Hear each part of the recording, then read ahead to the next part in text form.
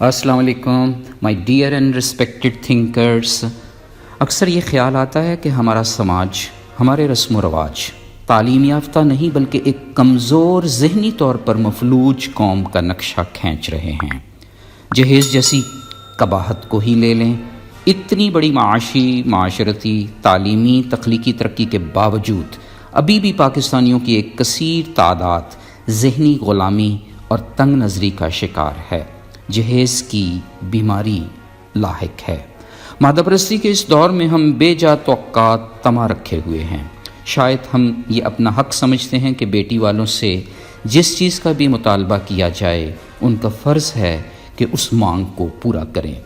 پھر ان مطالبات کی فہرست شادی کے بعد بھی جاری رہتی ہے، کبھی ایک تانا دے کر کہ فلاں چیز لے کر نہیں آئی، کبھی کسی بہانے سے جتلا کر کے خاندان کی فلاں لڑکی کو جہیز میں کتنی قیمتی اشیاء ملی تھی۔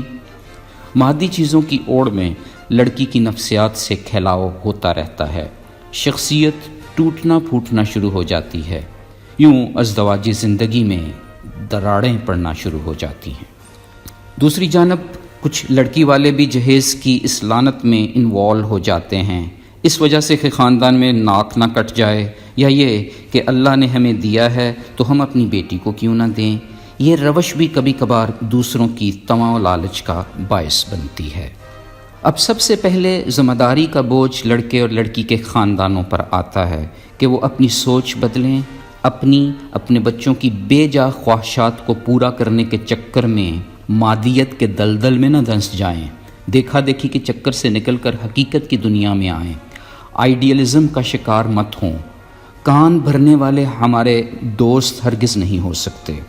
اپنے بچوں کی حقیقی خوشی ریئلسٹک ورلڈ میں تلاش کریں، جہیز میں ہرگز نہیں۔ خاندان کے سربراہ کی حیثیت سے آپ کا اخلاقی فرض بنتا ہے کہ آنے والی بیٹی کو اپنی بیٹی سے بھی زیادہ اون کریں، اور اگر کوئی شرارت کرنے کی کوشش کرے تو بس اتنا کہہ دیں کہ لڑکی والوں نے ہمیں اپنی سب سے قیمتی چیز عنایت کر دی ہے، ہمیں اور کیا چاہیے۔ یہ مان آپ کو خود تو اوپر اٹھائے گا ہی، اس کے ساتھ ساتھ آپ کے پیارے بیٹے، آپ کی نئی بیٹی کا سر بھی فخر سے بلند کر دے گا۔ دوسری جانب بیٹی کی اخلاقی تربیت بھی بہت ضروری ہے، خاص طور پر شادی کے آخری 2-3 ماہ کے دنوں میں۔ اس کی یہ ٹریننگ ہو کہ جہیز سے متعلقہ کسی بھی ٹانٹ کو کس خوبصورتی سے ہینڈل کرنا ہے، چھوٹی چھوٹی باتوں کو پھیلا کر بڑا نہیں بنانا، اپنے کردار سے ثابت کرنا ہے کہ اخلاق ہی سب سے بڑا جہیز ہوتا ہے اور صبر ہی خوبصورت داج۔ اس پر ہمیشہ پراؤڈ فیل کریں کہ آپ کی سیرت ہی آپ کا سب سے بڑا داج ہے، جو دنیا کے سب سے بڑے مادہ پرست کو بھی توڑ کر اثر نو بنا ڈالتا ہے، پہلے سے بھی زیادہ بڑھیا کامل انسان۔ اسی طرح لڑکے کی بھی خوب تربیت ہو کہ نئے خاندان بے جا دولت پر نہیں پنپتے، مادی چیزوں کی حیثیت عارضی ہوتی ہے۔ جہیز سے متعلقہ کسی بھی قباحت کو اسے خود آگے بڑھ کر حل کرنا ہے۔